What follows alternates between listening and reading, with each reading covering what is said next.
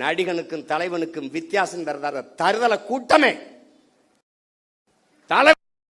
இவன் தலைவனடா, இவன் தலைவனடா.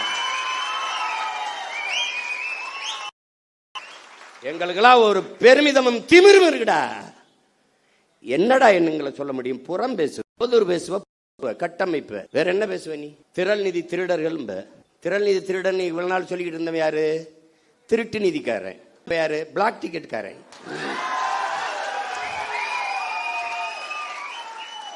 கள்ளச்சந்தையில திரைப்படம் பார்க்கிற அனுமதி அயோக்கிய பைய எங்களை திரள் நிதி திருடங்கடா.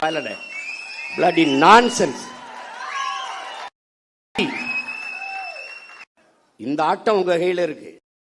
உங்க காலில் இருக்கிற பந்து எங்கள் கால்களுக்கு வரும். பார்த்து ஆடணும், பார்த்து பேசணும். வாதத்தில் அவதூறை கையில் எடுப்பாங்கிறான் சாக்ரட்டிஸ். எத்தனை பெருமைடா, சொல்லி முடிக்க முடியாது. அவ்வளவு பெரிய வரலாறு. அவன் பிரபாகரன் என்பது பெயர் சொல்லல்ல, அவனே ஒரு பேர்.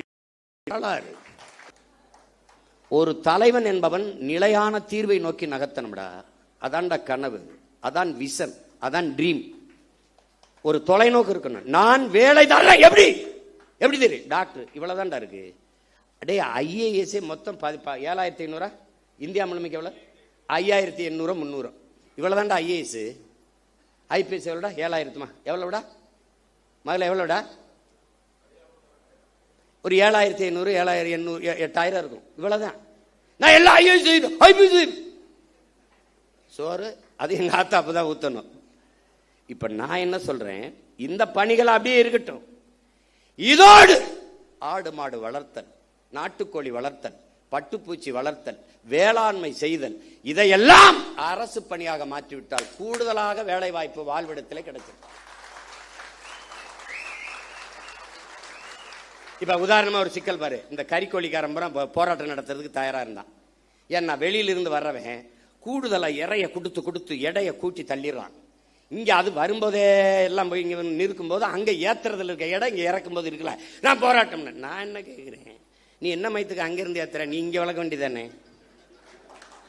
அப்ப திங்கிறதுக்கு லக் பீஸ். அப்ப என்ன சொல்லணும்னா, இந்த பலகையை தேய்க்கிறதுக்கு எங்க ஒரு உப்பு காய்ந்த வச்சிருப்பான். நீ தானே இந்த ஆடு மாடு வளர்க்கறது அவமானமா பேசினவன் தம்பி.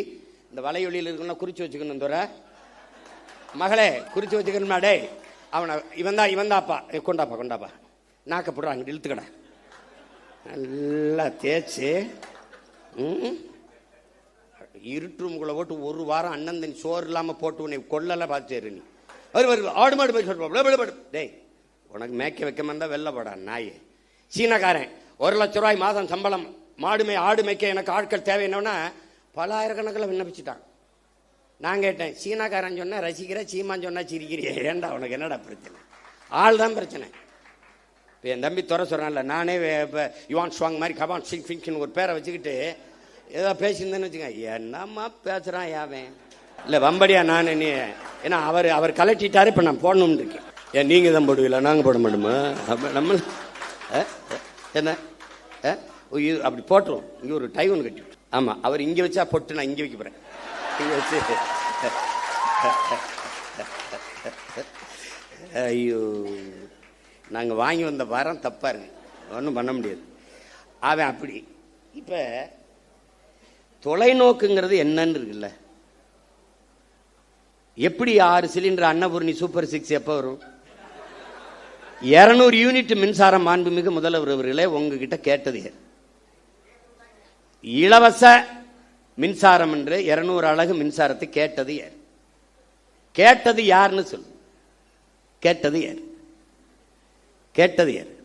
ஒரு யூனிட் மின்சாரம் 5 ரூபா 50 காசுனா நீங்க ஒரு 3 ரூபாய்க்கு கொடுங்க மக்களுக்கு. கட்டுமான இவ்வளவு குறைச்சு கொடுக்குறேன் அப்படி சொல்லுங்க. இதுல இழக்கிற பணத்தை எப்படி ஈடுகட்டுவீங்க? முதல் கையெழுத்தே நீங்க 200 அலகு மின்சாரத்துக்கு கையெழுத்து போடுவீங்க. பிரபாகர மகன் சீமான் என்ன போடுவான்? முதல் கையெழுத்து அவன் முதலமைச்சராக கையெழுத்து போட்டுருவான். பிறகு என்ன போடுவான்? கல்வி ஒன்றுதான் சமூக மாற்றத்தை, சமூக முன்னேற்றத்தை ஏற்படுத்த கருவி என்கிறார் புரட்சியாளர் அண்ணல் அம்பேத்கர் அவர். தொட்டனை தூரும் மணற்கேணி மாந்தருக்கு கற்றனை தூரும் அறிவு. ஒரு நாட்டை ஆளுகிற மன்னனுக்கு அந்த நாட்டின் எல்லையில் மட்டும்தான் செல்வாக்கு, மதிப்பு. ஆனால் கற்றவனுக்கு சென்ற இடமெல்லாம் சிறப்பு என்கிறார். பிச்சை புகினும் கற்கை நன்றே என்கிறான் கொன்றை வேந்தனில் அதிவீர ராமபாண்டியன். கல்வியில் இருந்துதான் ஒரு சமூகம் மேம்படணும். அப்ப அறிவு மானிட உரிமை, கல்வி மானுட உரிமை. என்ன பேசுவேன்? கல்வி மானுட உரிமை, கொடுக்க வேண்டியது அரசின் கடமை. அதை கொடுக்காமல் இருப்பது மாபெரும் கொடுமை. இதை தகர்க்கிறது. அனைவருக்கும் சரியான சமமான கல்வி தமிழ்நாடு அரசு, தமிழ்நாட்டு அரசு கொடுக்குது. தமிழ் தேசிய அரசியல் கொடுக்குது. பிரபாகரன் மகன் சீமானின் அரசு கொடுக்குது. ஏழை பணக்காரன், உயர்ந்தவன் தாழ்ந்தவன் என்று பாகுபாடின்றி எல்லோருக்கும் சரியான சமமான கல்வி, கட்டணம் இல்லாத கல்வி. அந்த இலவசம்ங்கிற வார்த்தையே ஒழிக்கணும். கட்டணம் இல்லாது கொடுக்கிறோம். தனியார் பள்ளி கல்லூரியில் என்ன தரம் இருக்கிறது என்று என் பெற்றோர்களும் என் பிள்ளைகளும் நினைக்கிறார்களோ அதை தாண்டிய கல்வி. கல்வியில் தலை சிறந்த நாடு பின்லாந்து. 10 ஆண்டுகளில் எழுதி வை. 10 only 10 years. 10 years only 10 years back. திருப்பி ஒருத்தன் சொல்லுவான் பின்லாந்தில் இருந்து, உலகத்தின் தலை சிறந்த நாடு தமிழ்நாடு என்று. லீக்வான் யூ சொன்னா, Lee Kuan Yew only 10 years you make my hand. Singapore என் கைகளில் கொடு.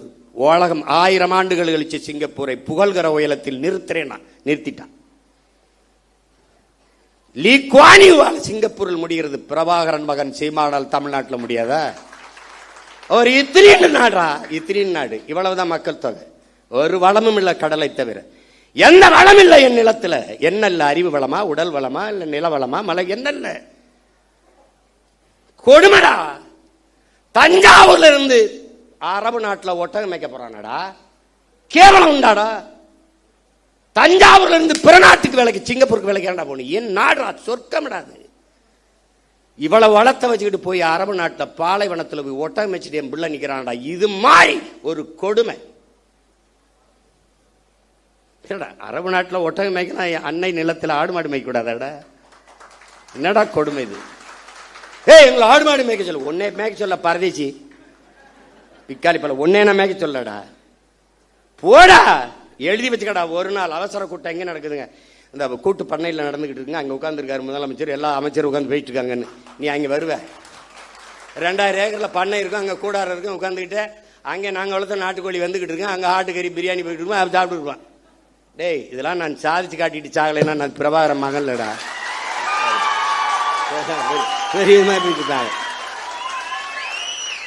ஓடுவண்ணா கையெழுத்து. பெற்றுக் கொடுங்கள் பிள்ளைகளை, கற்றுக் கொடுக்கிறோம் நாங்கள். பிள்ளைகள் உங்கள் வீட்டின் செல்வங்கள் அல்ல, தமிழ் தேசிய நாட்டின் செல்வங்கள். முடிஞ்சு. நீ பெத்துட்டியா 3 வயசுல ஒப்படைச்சிட்டு வெளியேறிடணும்.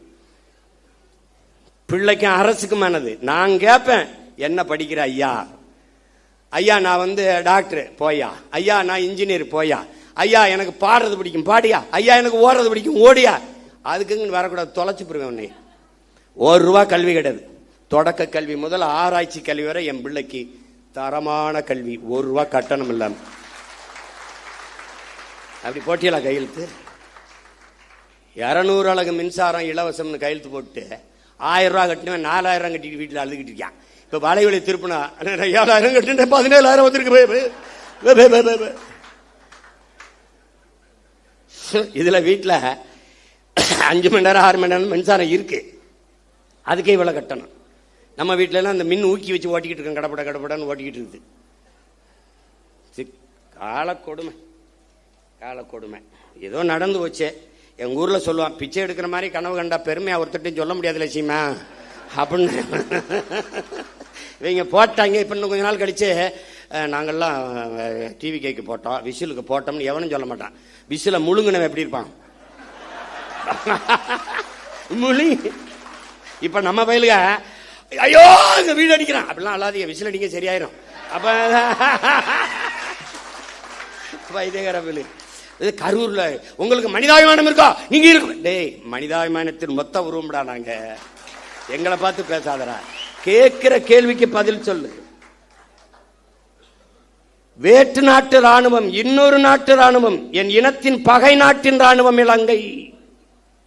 அந்த ராணுவத்தால் 850 பேர் இந்த நாட்டின் குடிமகன், இந்திய நாட்டின் குடிமகன், சிட்டிசன் ஆஃப் இந்தியா, தமிழ் தேசியனத்தின் மகன் மகள்.